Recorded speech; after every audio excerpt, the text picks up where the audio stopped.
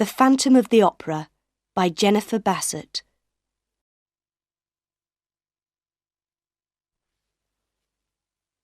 Chapter 1. The Dancers. Quick! Quick! Close the door! It's him! Annie Sorelli ran into the dressing room, her face white. One of the girls ran and closed the door, and then they all turned to Annie Sorelli. "Who? Where?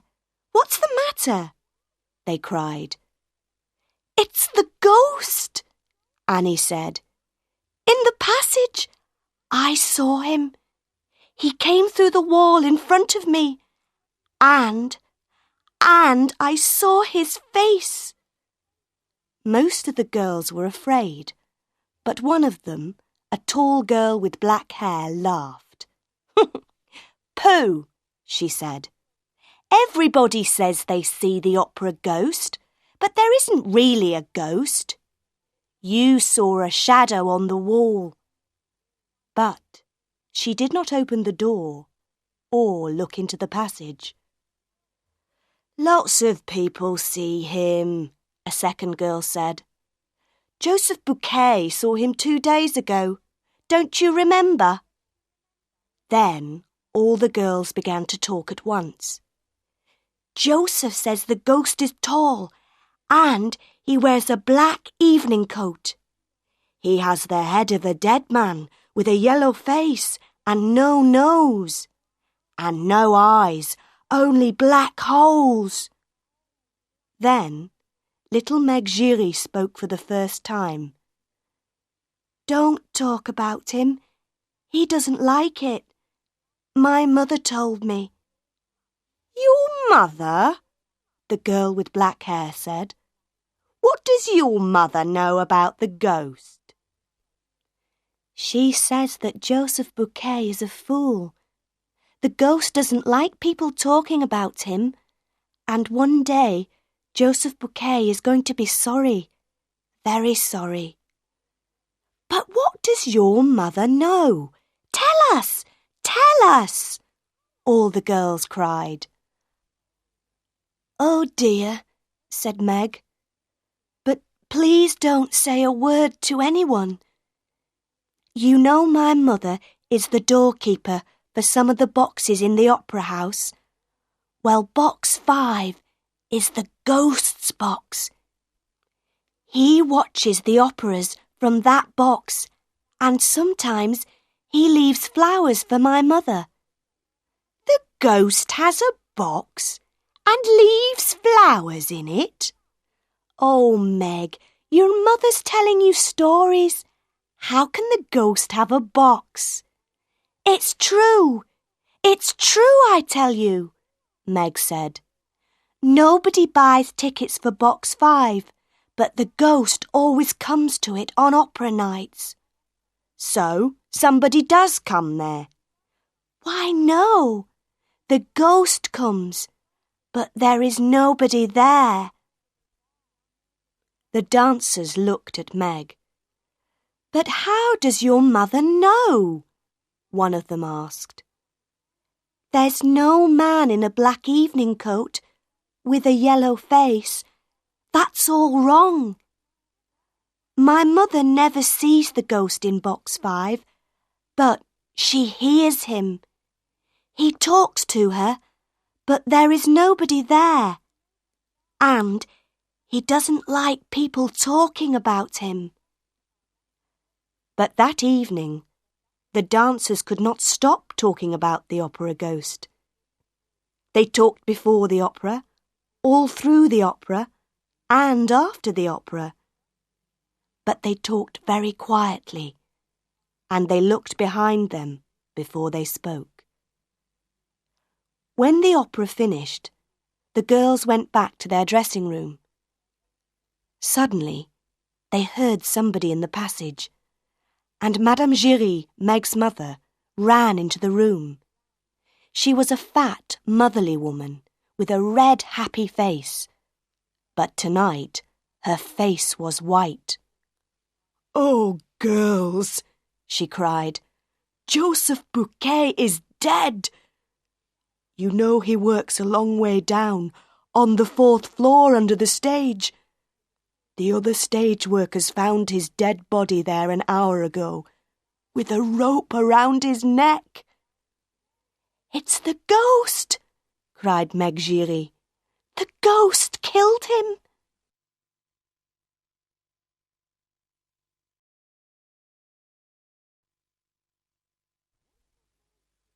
Chapter 2.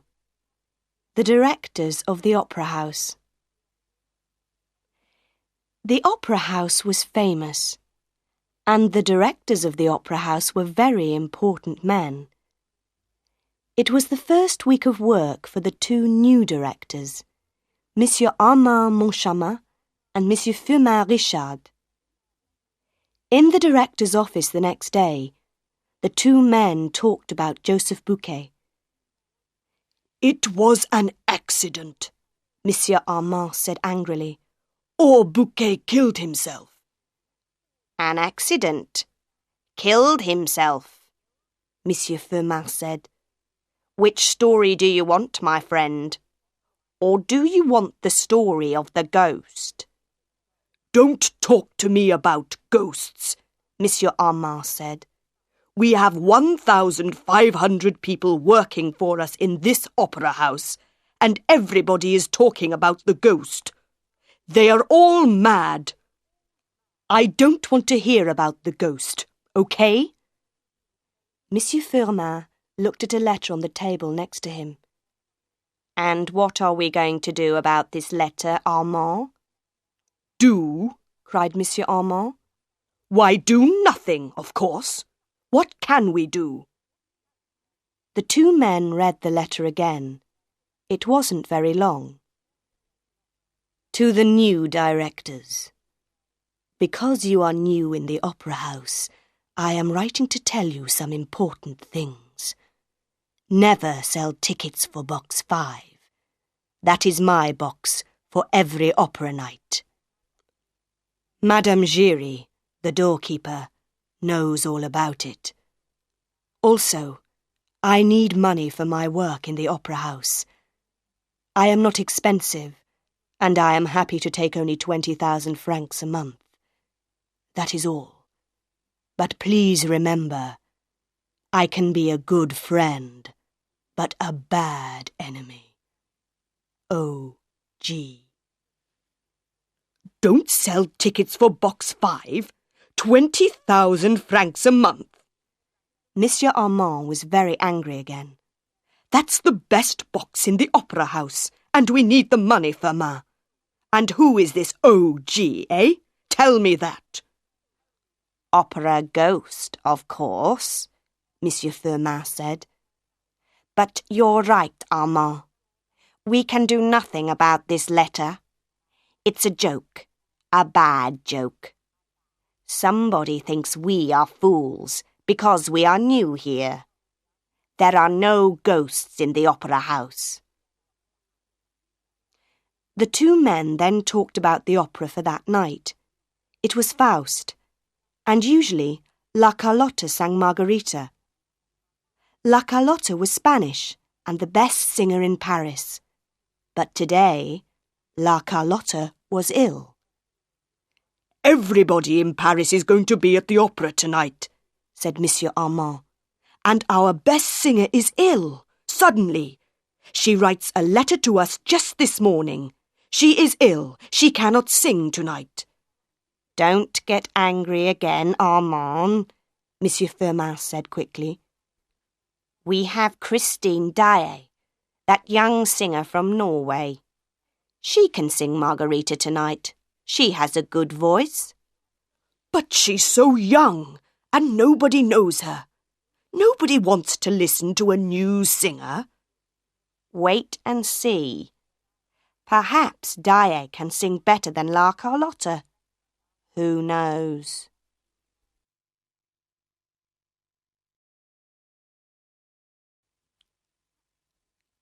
Chapter 3. Christine Daae. Monsieur Firmin was right. All Paris talked about the new Margarita in Faust, the girl with the beautiful voice, the girl with the voice of an angel. People loved her. They laughed and cried and called for more. Dae was wonderful, the best singer in the world. Behind the stage, Meg Giry looked at Annie Sorelli. "Christine Dae never sang like that before," she said to Annie. "Why was she so good tonight?" "Perhaps she's got a new music teacher," Annie said. The noise in the opera house went on for a long time.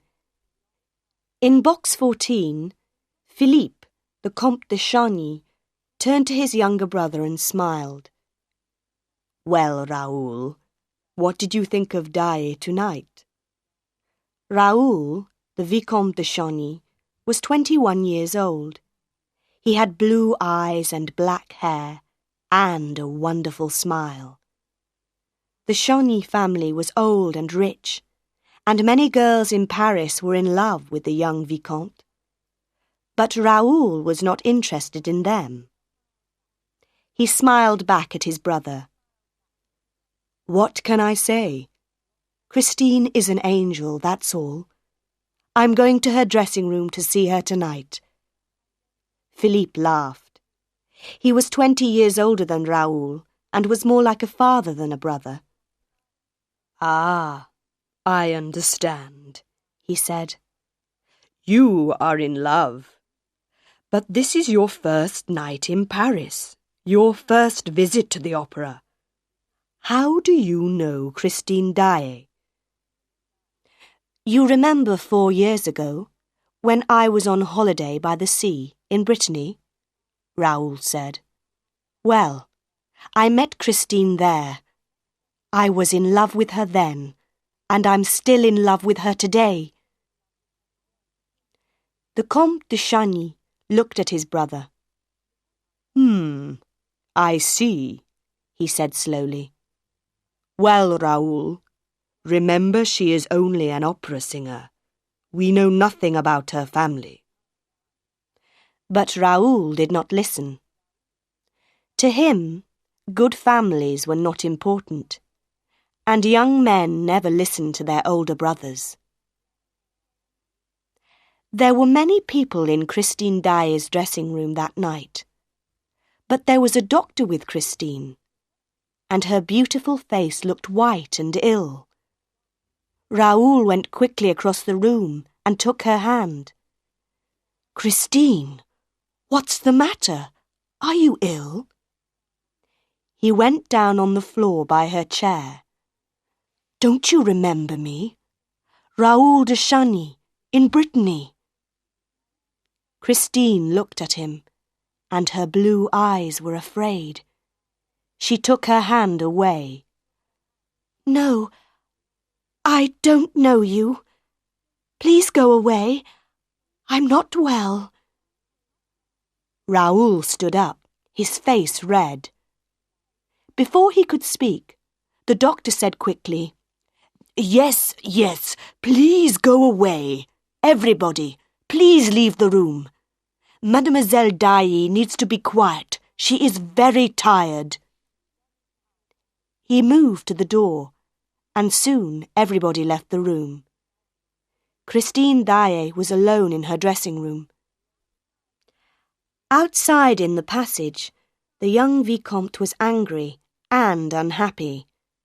How could Christine forget him? How could she say that to him?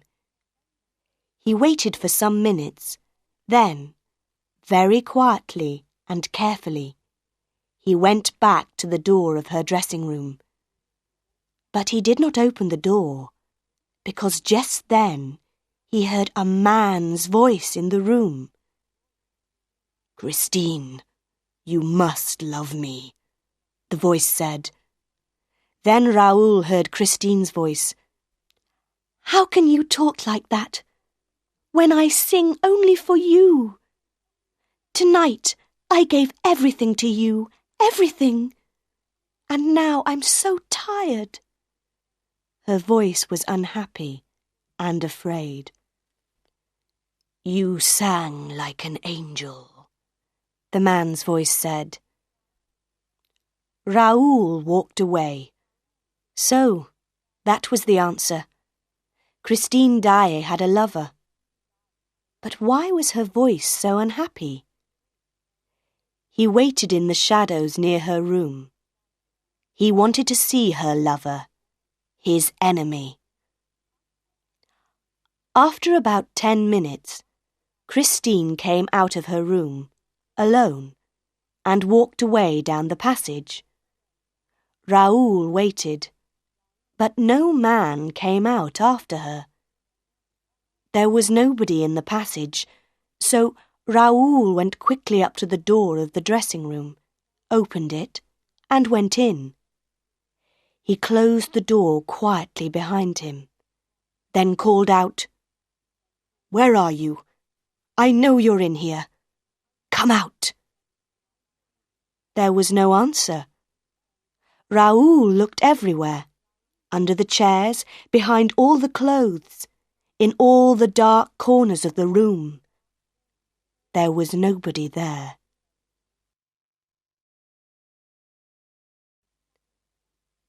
Chapter 4. The Phantom is Angry. That was Tuesday night. On Wednesday morning, Monsieur Armand and Monsieur Firmin were happy men. Paris liked the new Margarita. Everything in life was good. The next opera night was Friday. It was Faust again, but this time with La Carlotta singing Margarita. By Wednesday afternoon they were not so happy.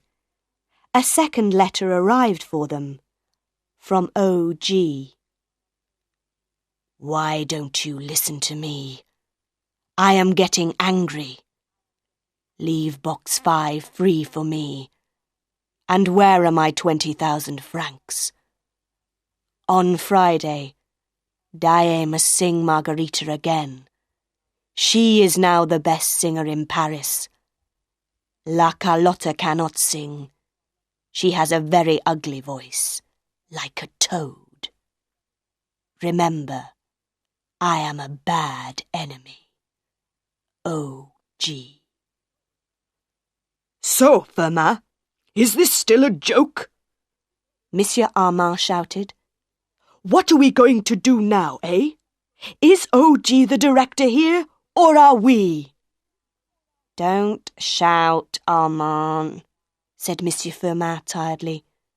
I don't know the answers. Let's talk to Madame Giry, the doorkeeper of box 5. Perhaps she can help us. But Madame Giry was not helpful. Madame Giry was not afraid of ghosts, and she was not afraid of directors of opera houses. People say that you're a friend of the opera ghost, Madame Giry, Monsieur Armand began.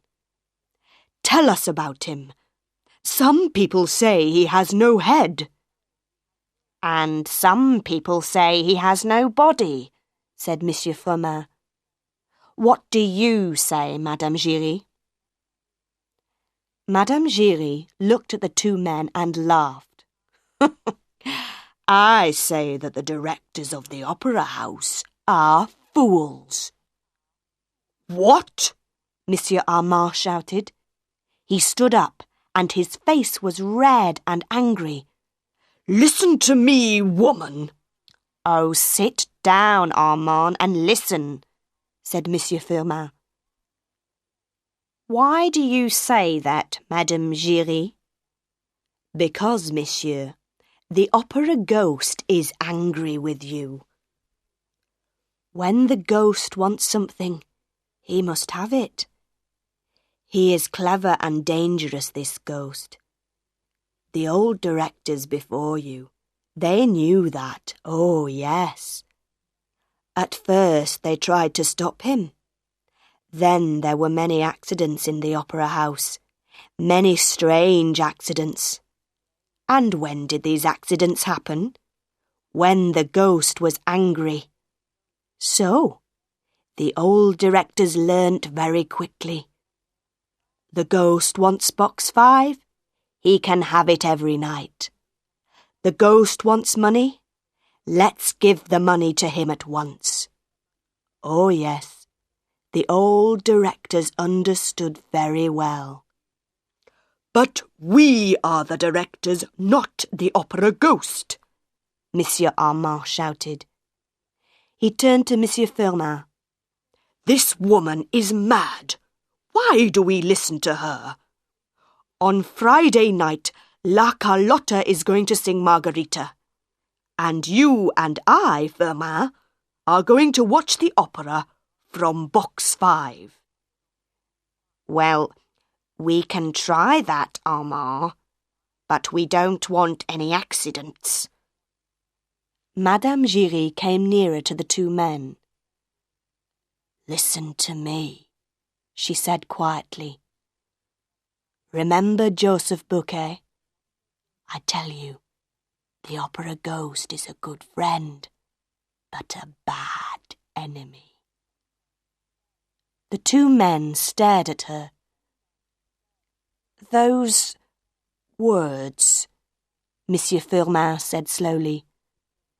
Why did you say those words, Madame Giry? Because the ghost says them to me. I never see him, but I often hear him. He has a very nice voice, and he doesn't shout at people.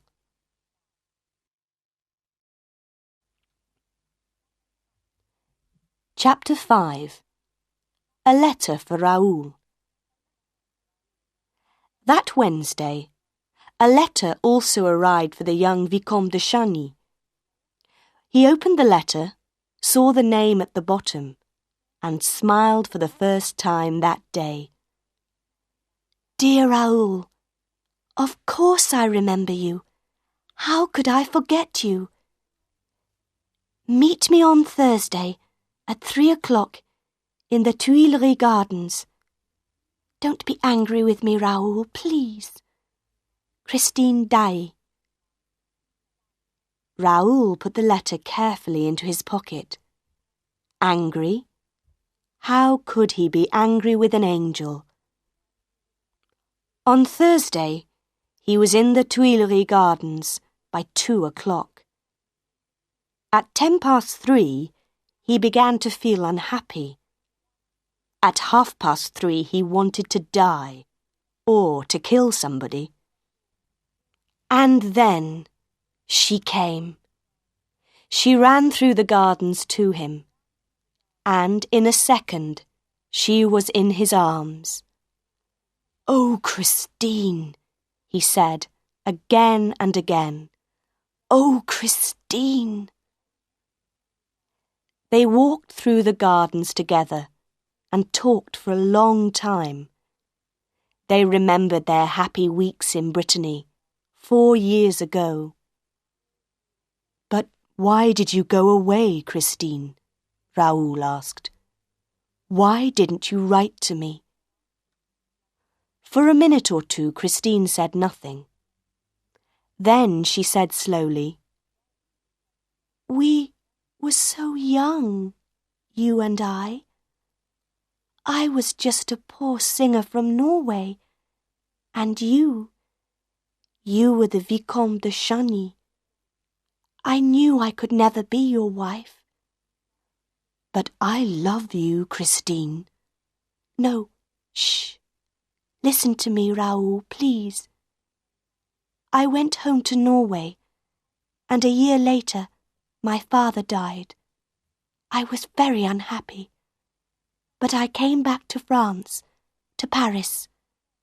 I worked and worked at my singing, because I wanted to be an opera singer. Not just a good singer, but the best opera singer in Paris. And now you are, Raoul said. He smiled. All Paris is at your feet. Christine turned her face away and said nothing. Christine, Raoul said quietly, I want to ask you a question. Who was the man in your dressing room on Tuesday night? Tell me, please. Christine stopped and stared at him. Her face went white. What man? She whispered. There was no man in my dressing room on Tuesday night. Raoul put his hand on her arm. I heard him, he said. I listened outside the door and heard a man's voice. Who was he? Don't ask me, Raoul. There was a man's voice, yes, but there was no man in my room. It's true. Oh, Raoul, I'm so afraid. Sometimes I want to die. Who is he? Tell me, Christine, please. I'm your friend. I can help you. Tell me his name. I cannot tell you his name. It's a secret, whispered Christine. I never see him. I only hear his voice. But he is everywhere. He sees everything, hears everything. That's why I didn't speak to you on Tuesday night. He is my music teacher, Raoul. He's a wonderful singer. I sang so well on Tuesday night because of him. I am famous because of him. He is my angel of music. And he says he loves me. How can I leave him?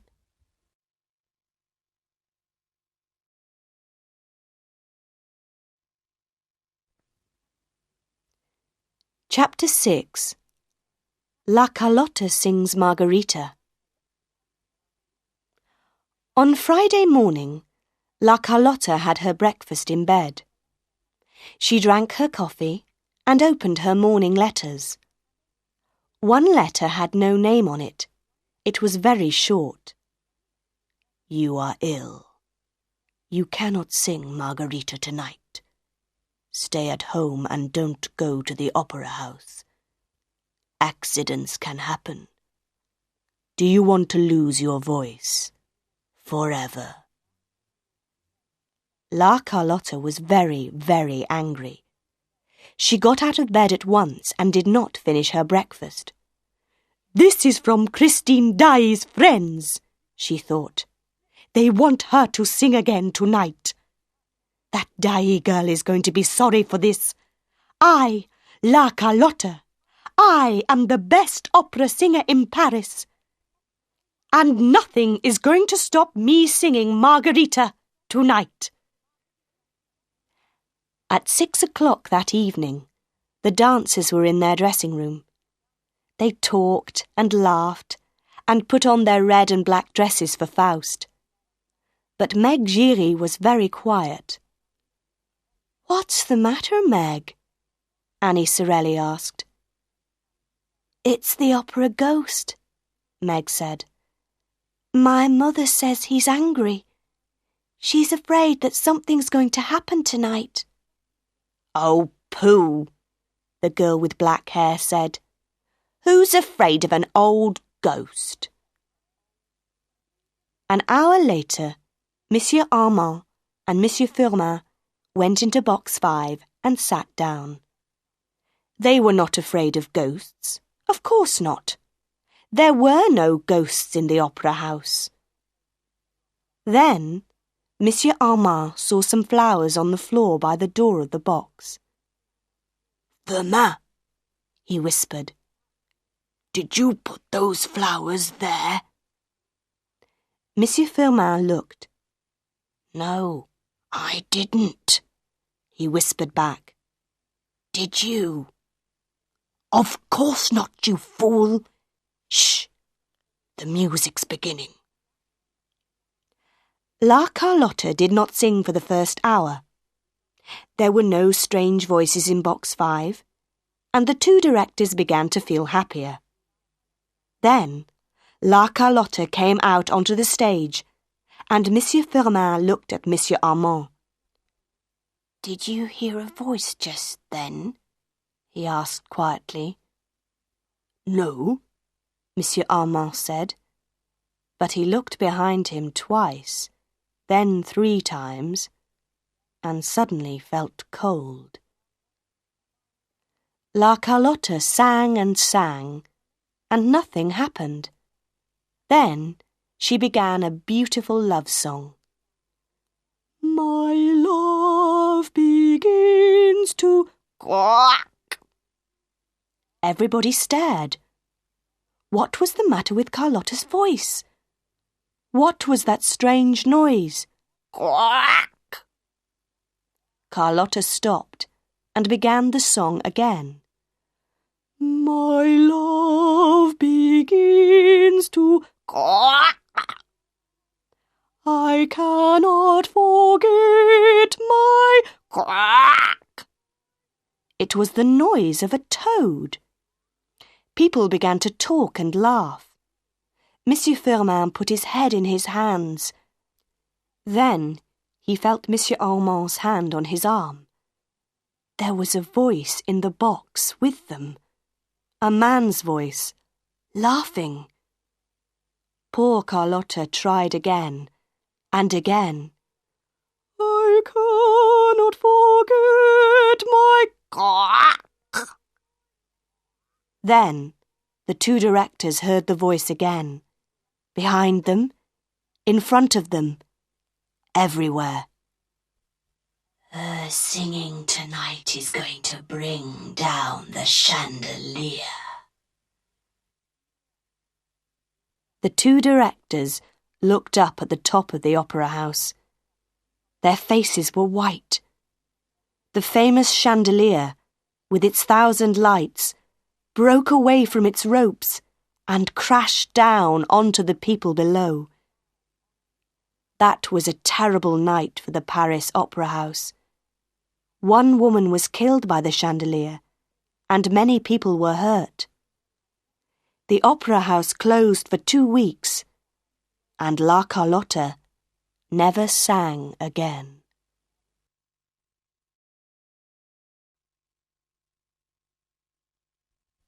Chapter 7. My Angel of Music. For a week, Raoul saw Christine every day. Some days, Christine was quiet and unhappy. Some days she laughed and sang. She never wanted to talk about the opera house, or her singing, or Raoul's love for her. Raoul was very afraid for her. Who, or what, was this strange teacher, this man's voice, her angel of music? Then, one day, there was no Christine. She was not at her home, not at the opera house, not at their meeting places. Raoul looked everywhere and asked everybody, where was Christine Daae? But nobody knew. 2 days before the opera house opened again, a letter arrived for Raoul. It was from Christine. Meet me in an hour at the top of the opera house, on the 10th floor. The 10th floor of the opera house was a dangerous place. There were hundreds of ropes going down to the stage below. It was a long, long way down.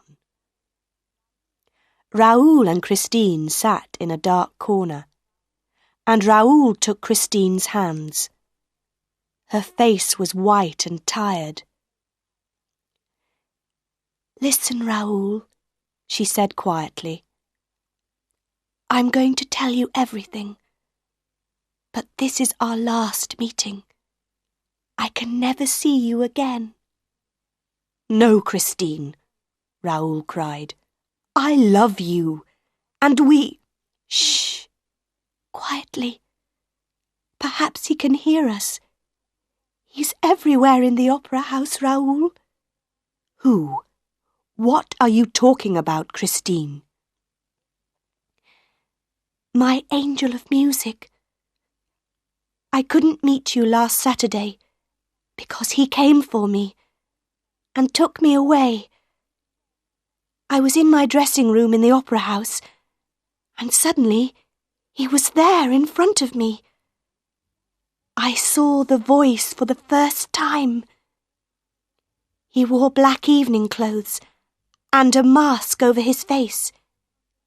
He took me through many secret doors and passages, down under the opera house.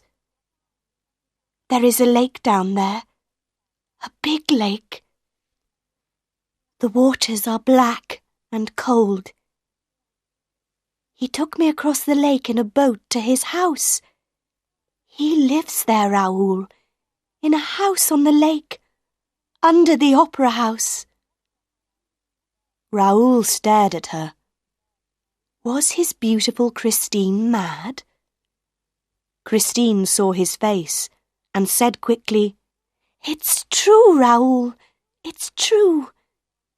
And he is the Phantom of the Opera. But he's not a ghost. He's not an angel of music. He's a man. His name is Eric, and he loves me. He wants me to be his wife. No, Raoul, listen. There is more.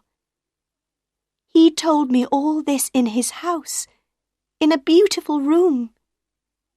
He said that no woman could ever love him because of his face. He was so unhappy. Then he took off his mask, and I saw his face." She began to cry, and Raoul put his arms around her. "Oh, Raoul, he has the most terrible face. It is so ugly. I wanted to scream and run away, but where could I run to? He has the face of a dead man, Raoul, but he is not dead. He has no nose, just 2 black holes in his yellow face. And his eyes.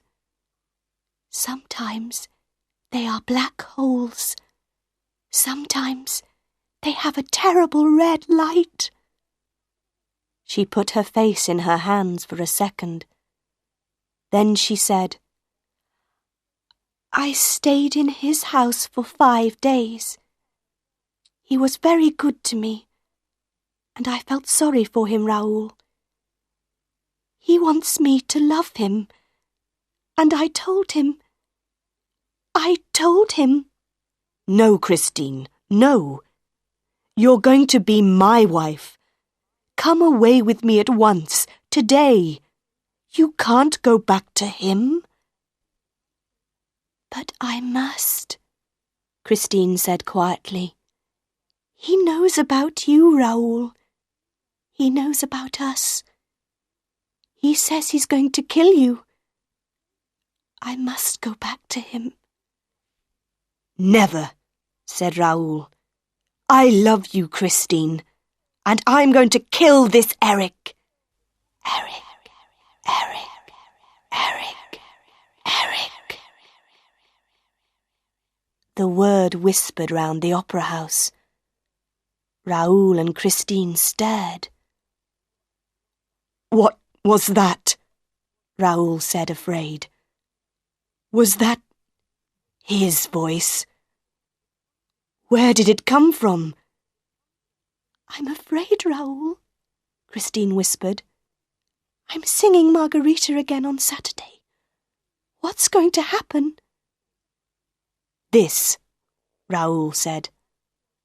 "After the opera on Saturday night, you and I are going away together. Come on, let's go down now. I don't like it up here." They went carefully along a dark passage to some stairs, then suddenly stopped.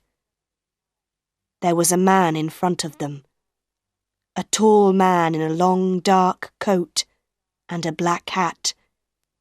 He turned and looked at them. "No," Not these stairs, he said. Go to the stairs at the front, and go quickly. Christine turned and ran. Raoul ran after her. Who was that man? He asked. It's the Persian, Christine answered. But who is he? What's his name? Why did he tell us to go to the front stairs? Nobody knows his name. He's just the Persian. He's always in the opera house. I think he knows about Eric, but he never talks about him.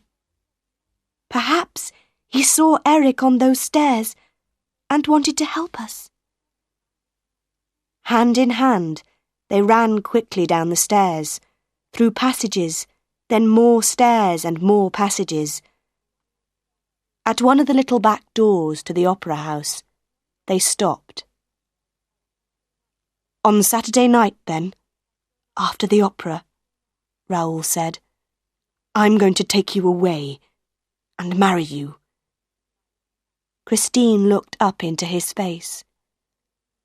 Yes, Raoul. Then they kissed, there by the door of the opera house. Their first kiss.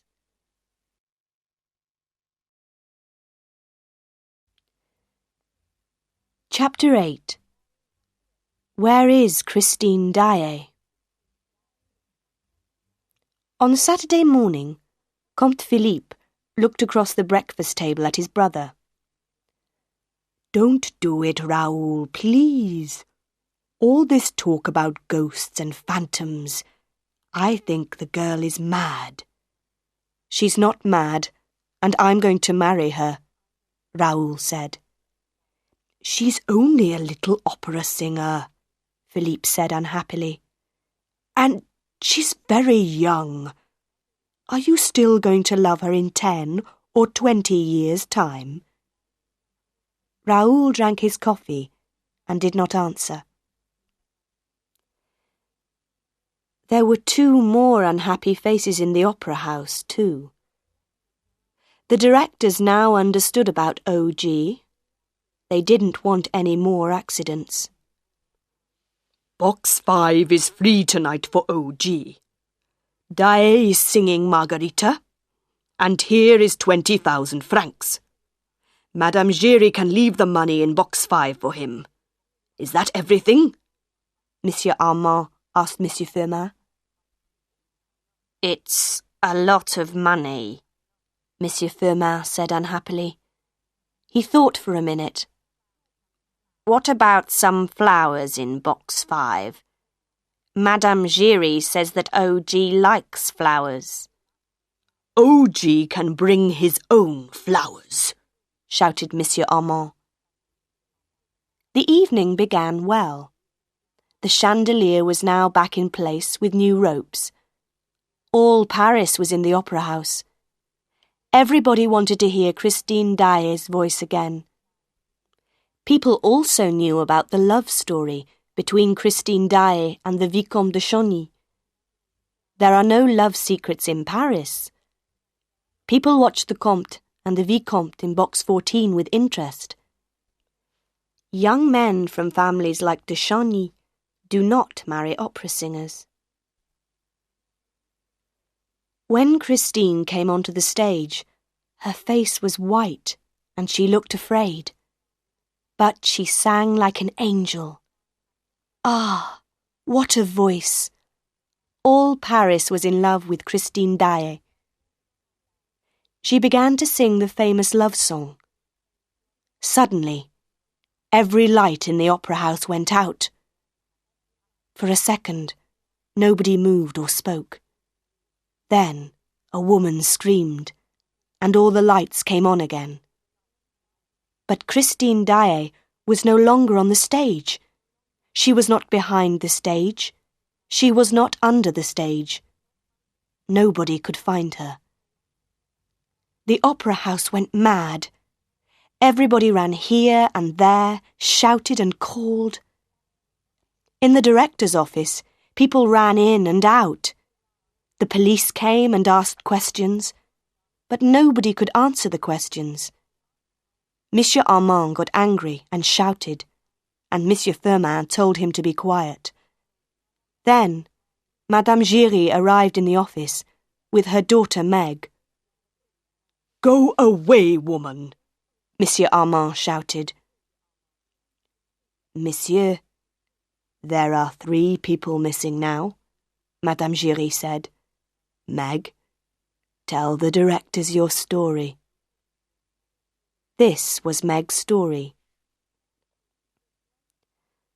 When the lights went out, we were just behind the stage. We heard a scream. I think it was Christine Dyer's voice. Then the lights came back on, but Christine wasn't there. We were very afraid, and we began to run back to our dressing room. There were people running everywhere. Then we saw the Vicomte de Chagny. His face was red, and he was very angry. "Where's Christine? Where's Christine?" he shouted. Suddenly, the Persian came up behind him and took his arm. He said something to the Vicomte, and they went into Christine Dyer's dressing room. "Yes, and then?" Monsieur Firmin said quickly. "What happened next?" "Nobody knows." Meg's face was white. "We looked into Christine Dyer's dressing room, but there was nobody there."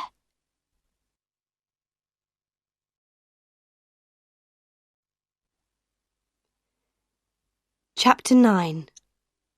The House on the Lake. When the lights came on, Raoul ran. He ran downstairs and along passages, through the opera house to the back of the stage. In the passage outside Christine's dressing room, a hand took his arm. "What's the matter, my young friend? Where are you running to so quickly?" Raoul turned and saw the long face of the Persian under his black hat. "Christine," Raoul said quickly. "Eric's got her. Where is she? Help me. How do I get to his house on the lake?" "Come with me," said the Persian. They went quickly into Christine's dressing room. The Persian closed the door and went to the big mirror on one wall. "There's only one door into this room," Raoul began. "Wait," the Persian said. He put his hands on the big mirror, first here, then there. For a minute, nothing happened. Then, the mirror began to move and turn, and a big dark hole opened in it. Raoul stared. "Quick, come with me, but be careful," the Persian said. "I know Eric. I understand his secrets. Put your right hand up near your head, like this, and keep it there all the time." "But why?" Raoul asked. "Remember Joseph Bouquet and the rope around his neck? Eric is a clever man with ropes in the dark." They went down, down, down under the opera house. They went through secret doors in the floors, then along passages and down dark stairs. The Persian listened carefully all the time for strange noises. "When do we get to the lake?" Raoul whispered. "We're not going by the lake. Eric watches it all the time. No, we go round the lake and get into Eric's house from the back. I know some secret doors." Soon they were there. In the dark, the Persian felt the wall carefully with his hands. "Ah, here it is," he whispered. The wall moved under his hands, and a small door opened. Very quietly, they went through. And then the door closed behind them. They could not get out. Inside the room it was very dark. They waited and listened. The Persian put his hands on the wall. "Oh no," he whispered. "It was the wrong door. This is Eric's torture room, the room of mirrors. We are dead men, Vicomte de Chagny. Dead men." At first Raoul did not understand, but he soon learnt. The lights came on, and they heard a man's laugh. Eric knew they were there. The room was all mirrors. Walls, floor, ceiling. There were pictures in the mirrors of trees and flowers and rivers. The pictures moved and danced in front of their eyes, and the room was hot. It got hotter and hotter and hotter. Raoul was thirsty, hot and thirsty, and the rivers in the pictures danced and laughed at him. He closed his eyes, but the rivers still danced. Water. He needed water. But the mirrors laughed at him. Soon, he could not move or speak, or open his eyes. He was not thirsty now, just tired, so tired. "Oh, Christine, I'm sorry," he thought. "I wanted to help you, and now I'm dying." Through a mirror in the wall, Christine watched her lover in the torture room. Behind her Eric stood, with his hands on her arms. "He's dying, Christine, dying. Watch him carefully. No, don't close your eyes. Watch him." Christine could not speak. She wanted to scream, but no words came. Then she found her voice again. "How can you do this, Eric? Why don't you kill me?" "Because I love you, Christine. Marry me, be my wife, and love me. Then Raoul and the Persian can live." Slowly, Christine turned. She looked into Eric's terrible, ugly face and spoke again, very quietly. "Yes, Eric. From this minute, I am your wife." She put her arms around Eric's neck and kissed him slowly and lovingly on his ugly mouth. Then she took her arms away and said slowly, "Poor, unhappy Eric." Eric stared at her. "You kissed me," he whispered. "I didn't ask you, but you kissed me. Freely. Oh, Christine, my angel. That was my first kiss from a woman. Even my mother never kissed me. She gave me my first mask when I was 2 years old. She turned her face away from me every time I came near her." Eric put his ugly face in his hands and cried. Then he went down on the floor at Christine's feet. "You are free, Christine, free. Go away and marry your Raoul and be happy. But remember Eric sometimes. Go now, quickly. Take Raoul and the Persian and go."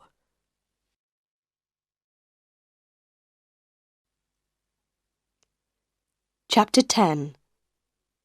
Madame Giry visits the Persian. For weeks, all Paris talked about that night at the opera. Everybody asked questions, but nobody knew the answers. Where was Christine Daae? Where was the Vicomte de Chagny? Were they alive or dead? And the Phantom of the Opera?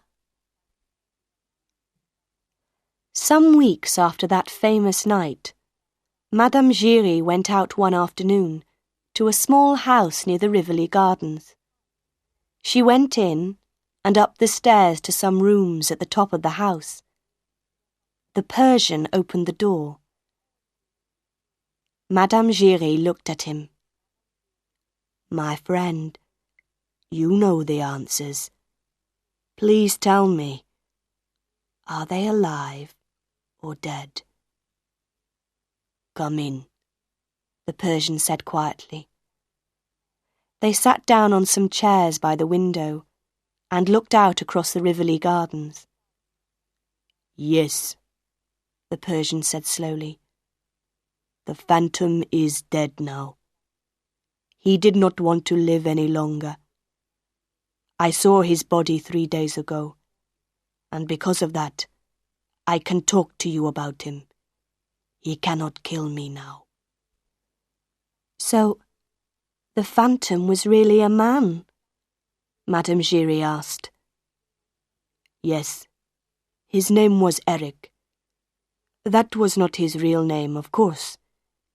He was born in France, but I knew him in Persia. He was a famous builder, and I worked with him there. For a time, I was his friend, but not for long.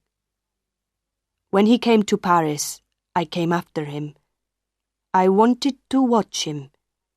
He was a very clever, very dangerous man.